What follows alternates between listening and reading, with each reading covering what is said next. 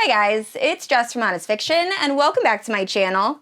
In today's video, I'm going to be sharing 10 of my favorite dark romance and dark fantasy romance books that feature unhinged heroes.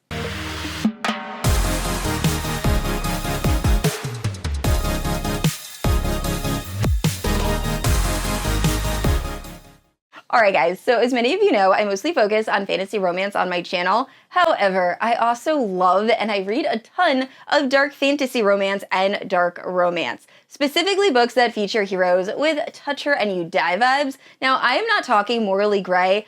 I essentially love books where the hero could pass as the villain, but he will do anything for the heroine, and all of these books kind of have that vibe. So I have 5 dark romance books and then 5 dark fantasy romance books that I'm going to share with you, and I'm very excited about this video. Now, if you're unfamiliar with my channel, I post new videos every Wednesday and Sunday. If you haven't yet, please like and subscribe. You can also hit that notification bell to be notified whenever I post new bookish content. You can also check out my Instagram, Goodreads, and Patreon, all linked down below. With all that out of the way, let's talk about these dark fantasy romance and dark romance books. And starting off with the book that inspired this video, we have God of Malice by Rina Kent. Now, at the time that I am filming this video, I'm about 3/4 of the way in, and it is looking like a 5-star. Now, with that being said, I am begging you to check trigger warnings before starting this series. It is very upsetting, and there are some very kind of traumatizing things that happen very early on in the book. I almost DNF'd. However, I knew I had friends with a similar reading style to me that ended up loving this entire series, so I wanted to give it a try, and I'm very happy I did because I ended up really loving this story. However, it is not going to be for everyone, so once again, I am begging you, check the trigger warnings. Now, if you're unfamiliar with the story, I really don't want to get into much detail because I feel like this is one of those books. It is great to go in blind. Like, I had no idea what this book was about when I started it. But it is set in a college, so I guess a new adult dark romance.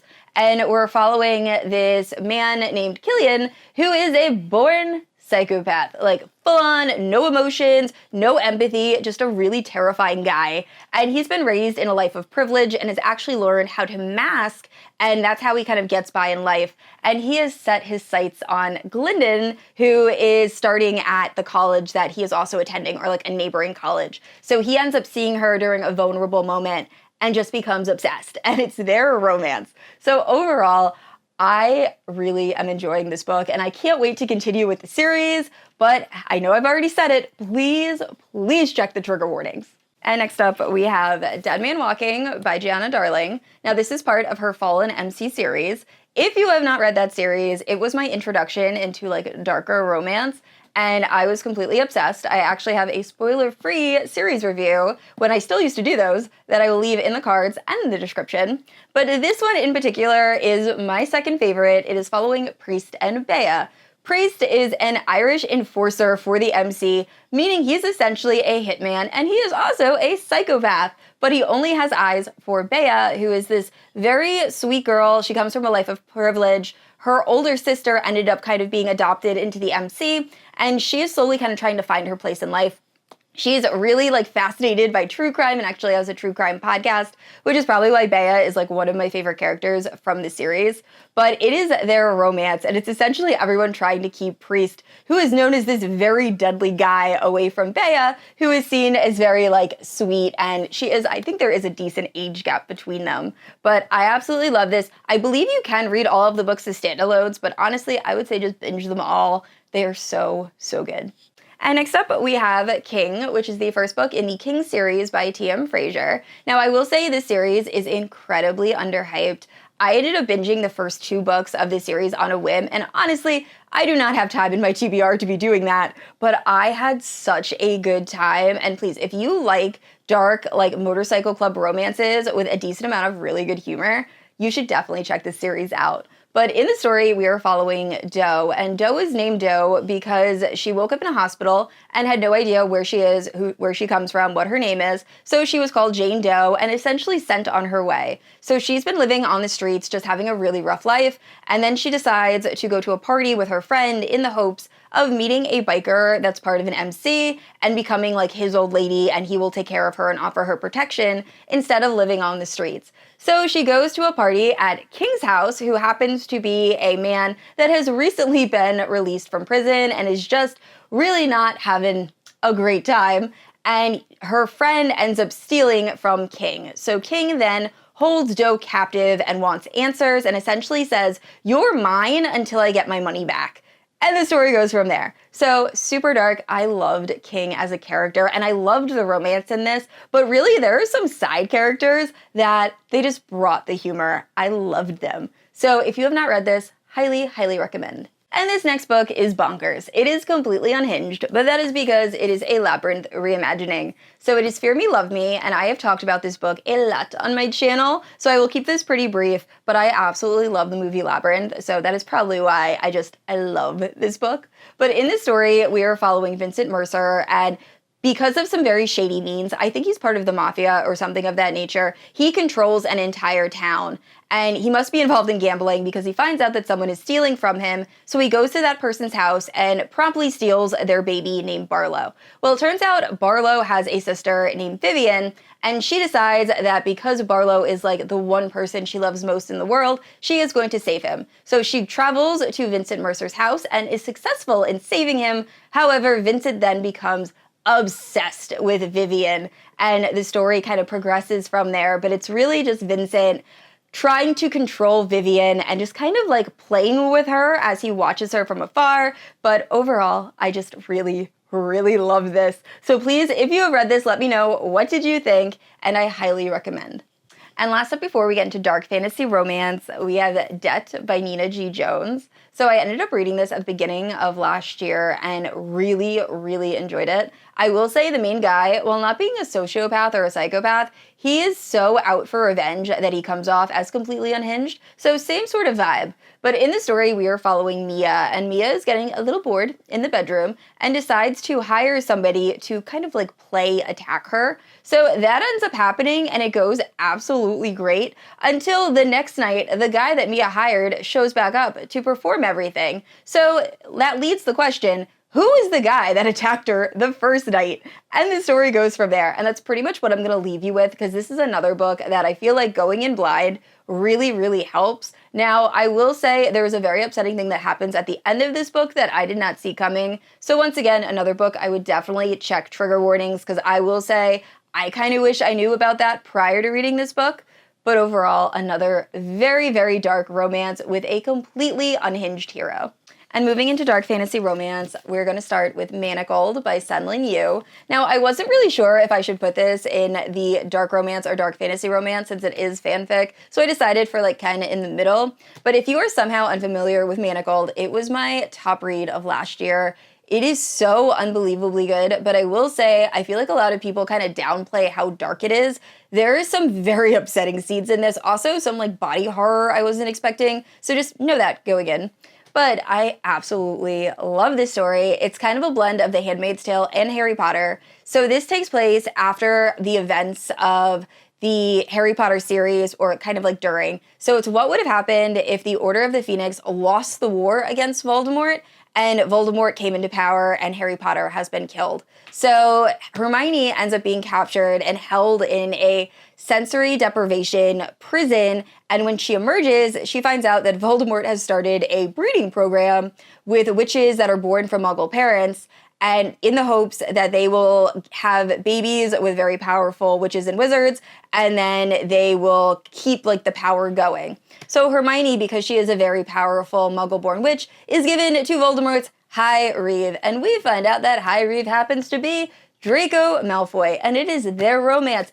And in this particular fanfiction, I will say this Draco is so unhinged, like to another level. He's also just very intense. So I've read a few Draco and Hermione fanfics. I will say I prefer the zombie apocalypse one just a little bit better, and it's only because this Draco kind of scares me. He has a lot of very strong emotions. But that being said, I loved their romance. I loved it so much. This book is absolutely beautiful, and I still cry like a baby when I read those last few lines. So if you have not read this, please do. I actually think it's going to be removed from AO3, which is one of the only places you can read it. It's a fanfiction website because this is being published as a non-Harry Potter fanfiction. It's being published, like they're removing all the Harry Potter and Handmaid's Tale references, I believe. But this was also kindly gifted to me from a friend. You cannot buy a physical copy in stores.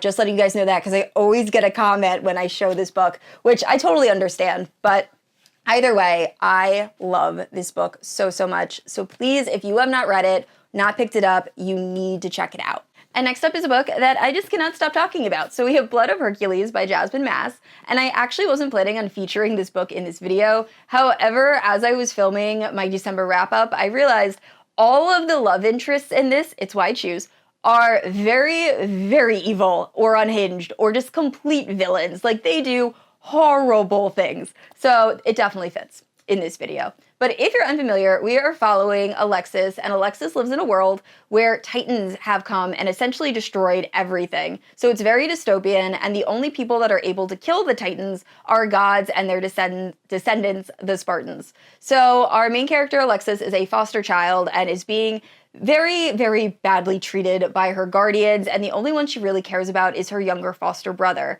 Well, when she comes of age, she has to take a test, and this test determines that Alexis actually has Spartan blood, which no one was expecting. So she is immediately sent to a Spartan university where she has to fight to the death in the hopes that she'll survive long enough to be able to train, gain magical abilities, and then she ends up actually having two different mentors, Pax and Achilles, and they are like the first two she meets, and then she slowly meets other Spartans, and it goes from there. But I will say, Pax and Achilles, just them alone, are completely unhinged. Like, they are very evil guys, but then you throw the other love interests in, and bad news. But either way, I love this, and I love the romance, and I cannot wait for the sequel to release.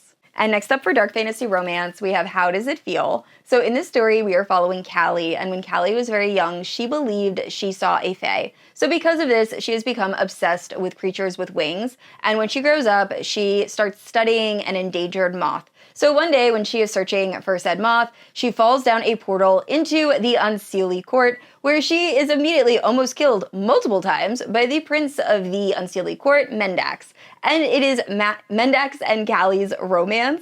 And I will say, Mendax, definitely a villain. He tries to kill Callie so many times. Like, there's a decent amount of this book where it's just Mendax either torturing, harming, or trying to kill Callie. However, it is their romance. So it's a very interesting dynamic. But I will say I actually really loved the romance, and I thought this book was so fun, and like I said, very unique. The only book it's kind of similar to is Fortuna Sworn, but that's just based on like the gothic kind of like creepy Unseelie Court vibes. But overall, I absolutely love this, and if you're looking for an unhinged hero, look no further. And next up we have the Pale Court Duet, and I think I've talked about this duet in every single one of my dark fantasy romance rec videos.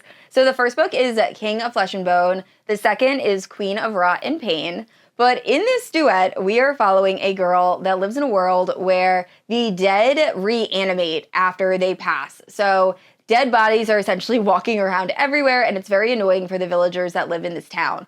Now, this is all happening because the King of Flesh and Bone has decided that he wants it to happen, and he really doesn't care about mortals in any way. So our main character, one day while I think she's digging a grave to try to like keep a body in, she ends up getting stuck to a zombie donkey or horse that takes her to the King of Flesh and Bone. Now, humans are not supposed to be able to survive in the King of Flesh and Bone's realm. However, when the king sees her, he is immediately infatuated and puts a spell on her to allow her to survive. And he tells her, hey, now that you've made it here, you will be my plaything and I will do whatever I want with you, you dumb human. And it is their romance. Now, I will say, the main guy in this never gets redeemed. He is evil. He is essentially evil, and he stays evil for both books. I was expecting like a big change. That does not happen. So do not go into this expecting you will get an HEA. It's just not going to be the HEA that you thought. And because I always say this when I recommend this duet, he does break her legs twice, and he never apologizes. He essentially, the first time it happens, he goes, well, don't try to run away from me, and I won't break your legs. Then the second time he does it, and he was like, well, you tried to run away from me, so I broke your legs again. So just know that, going in. You really can't get much more unhinged than this guy. But with that being said, I had a very fun time with this duet, so maybe check it out. And last up, we have Nectar of the Wicked by Ella Fields. Now, I know this definitely does not give off like dark fantasy romance vibes, but I will say the hero in this is very much out for revenge, and he will do absolutely anything in his power to get revenge, including harming our main girl. So he definitely has like unhinged, kind of crazy tendencies. But in the story, we are following a changeling fae who was raised by a human guardian who really did not treat her very nicely because obviously she was hoping for her real child and instead has had to raise a fae. So our main character has grown up having no name, no idea of where she comes from, and then one day her guardian is killed. So now she is completely alone in the world searching for answers, and then a mysterious and wicked fae shows up and says, "Hey, I have the answers you're searching for. All you have to do is marry me and come with me to the Fae realm, and I will tell you everything."